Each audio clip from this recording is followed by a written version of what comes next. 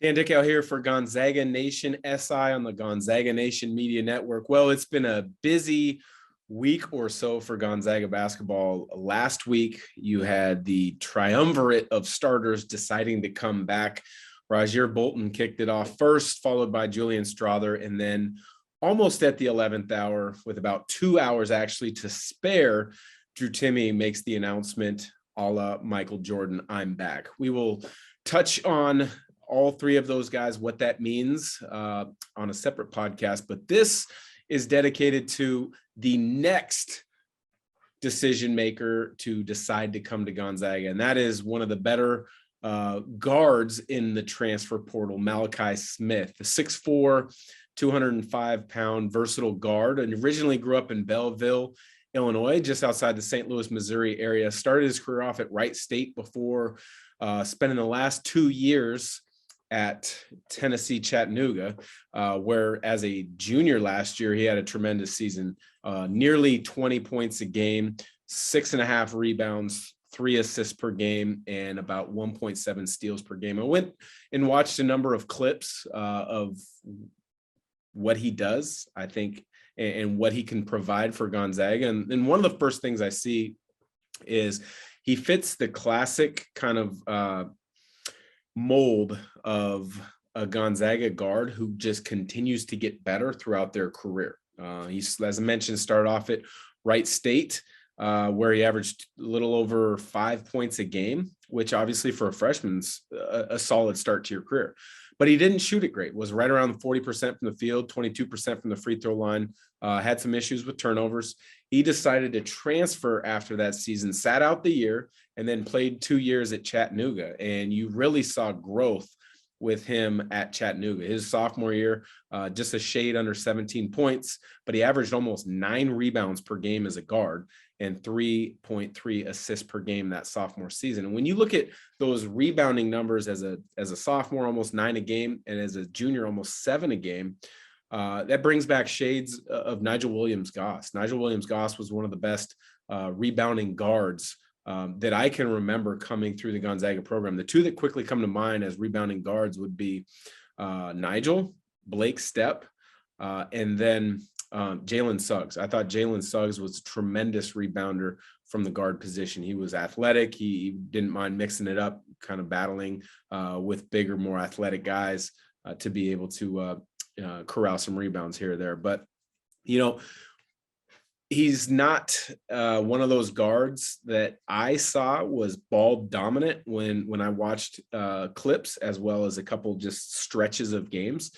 He can play both guard positions. He can play the point. He can play a little bit off the ball. And I think that's one thing that Coach Few and staff always looks for, of finding players that can do both. The best guards that Coach Few has ever had have the ability to do both. Run a team, direct a team, play in pick and rolls, and then play off the ball and make decisions as a secondary ball handler as well.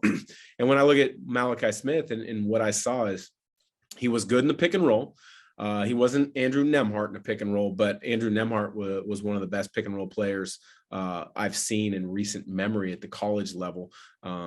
But he was good in pick and rolls as far as using screens, manipulating screens, turning the corner, defense that goes under, stops behind and shoots. And then he was also put in a number of situations at Chattanooga last year that I saw where he was coming off the screen. Off the screen as far as not pick and rolls, but coming off of floppy actions, coming off of wide pin downs, and getting the ball in movement to then be able to read and react, whether it's catch and shoot, defense's trail, put the ball on the deck and go, or defense gets back in front and you've got live ball set up where you can attack with live ball up moves. So what I saw was a very versatile player, somebody that Coach Few is going to be able to put occasionally at the point, even though I think Nolan Hickman's going to be that next great point guard at Gonzaga.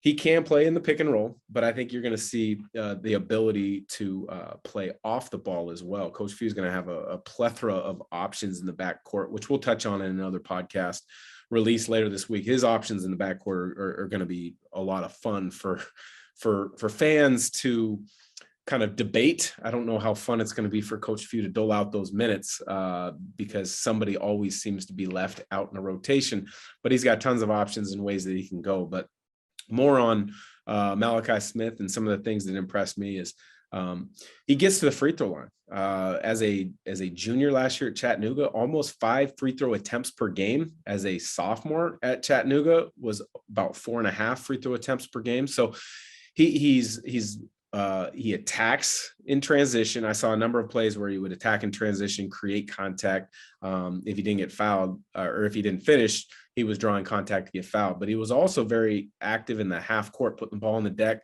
and trying to get into the paint. And he didn't shy away from contact. Many times it was right through the defender's chest, try to draw that contact. And he's also big enough, strong enough to finish if he doesn't get the call. He'd spin off to contact, and he wouldn't go away from contact. He'd spin tight with contact and try to create that extra hit. So then he'd get himself to the free throw line. So I think he's another perimeter player who's got terrific size. He's got terrific length. I won't say that he's a unbelievably explosive athlete like a Hunter Salas, but I think he's got great length. I think he is athletic. Didn't see enough as far as on-ball defense where you could think that, okay, he's going to be a terrific lockdown defender. But you look at the stats, he averages over a steal and a half per game. So what I saw was somebody who's got great instincts. They understand angles defensively. They understand game plans. They understand scouting report of who they're playing. And then you throw that with the instincts. I saw a number of steals in the passing lane where kind of laying back, waiting, kind of baiting that offensive player to make that pass, and then shoots the gap and gets out in transition. So I think he's an active defender. I think he's got great instincts, and I think he's going to be solid on that end. But again, I don't think he's the athlete that Hunter Salas is. But that being said, not very many guys are the athlete that Hunter Salas is. The other thing that I really liked was he seems to have a good fundamental base. He's able to go left. He's able to go right. He gets to the paint. He doesn't play in a hurry. He plays at his own pace. Very rarely when I watched did I see a guard that got sped up. And that's so very important. I think that was one of the most impressive things of Andrew Nembhard a season ago is he didn't get sped up. He played at his pace. If the game meant to go up and down, he was the one pushing it to the tempo he wanted. If Gonzaga needed to slow it down for a possession or two and really make sure they got the ball on the block to Timmy, or if they got into pick and roll actions that they wanted, he was the guy that kind of understood that. And that was a unbelievable asset for Coach Few to have last year. And I think when you see it this year, Nolan Hickman's probably got another year of understanding that he's going to be better in that this year. And I think Malachi, with the experience he has, will be able to do that at some point, because he seems to play with a really fundamental base. He's got great shooting range. There was a number of threes that I saw that were 4 or 5 feet from beyond the college 3-point line. And that's one thing that Gonzaga didn't necessarily have a season ago. They had a lot of good shooters last year, but they didn't have any great shooters, knockdown shooters, somebody like a Corey Kispert, where in the scouting report, you stay locked on him, you lock and trail, you don't lose him in any screening actions. And I can see how they may do some wide pin down actions. They may do some floppy actions. They may do some misdirections to be able to get him open off of screens, because he is a tremendous shooter. I mean, you shoot as a senior, he shot 41% from three, as a junior last year at Chattanooga, after having shot 22% from three as a freshman. So it shows you that he really puts in the work. And with those threes that I saw, they came in different ways. There was threes off of pick and rolls where he read it, or he manipulated the defender as well as the screener to get something good. You saw a couple threes in transition, and then you also saw some catch and shoots. So I think he's a well-rounded player. He's going to be a tremendous addition to the backcourt at Gonzaga, and it's going to be fun to see how this plays out, because Nolan Hickman, I think, is going to have a tremendous season. Hunter Salas showed tremendous growth. Roger Bolton being back, and Julian Strother. I think you're going to see a lot of 4-guard lineups this upcoming season at Gonzaga, and we've seen the pace of play being fast over the last few years. This has a chance to maybe be as fast as any team Gonzaga has played. So Malachi Smith, a tremendous addition to Gonzaga. Thanks for listening to Gonzaga Nation SI on the Gonzaga Nation Media Network.